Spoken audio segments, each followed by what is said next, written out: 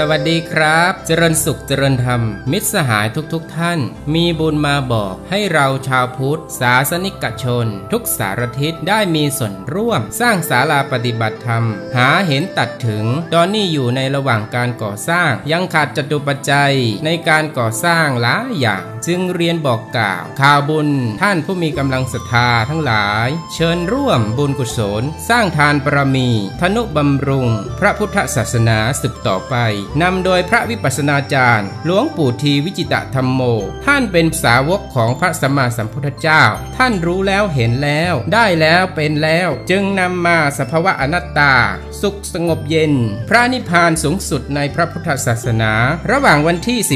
15-23 เดือนมิถุนายนปี 61ไม่ได้มีค่าใช้จ่ายใดๆทั้งสิ้นแล้วแต่ท่านตามกำลังศรัทธาสนใจปฏิบัติติดต่อจิตอาสาเบอร์โทรศัพท์คุณรณพีแสนคำก้อน089-998-7349และคุณแสงนาวีบุญศรี081-595-0704ขอกราบขอบพระคุณอย่างสูงสวัสดีครับ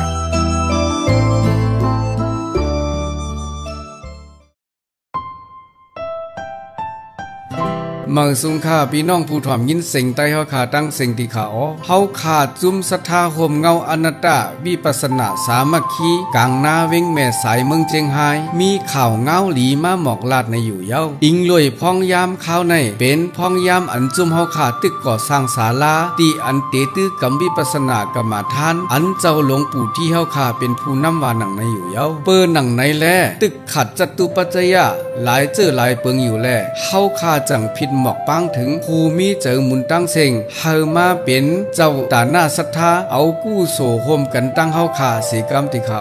ปอถึงมาเมื่อวันที่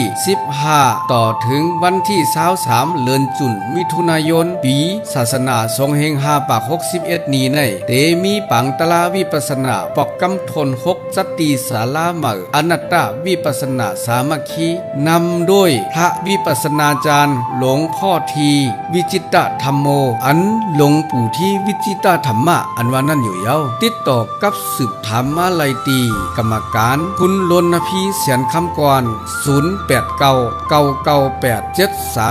0899987349แหล่คุณแม่แสงนาวีบุญศรี0815950704มาสุงแลสาธุกันเสกรรมสิขา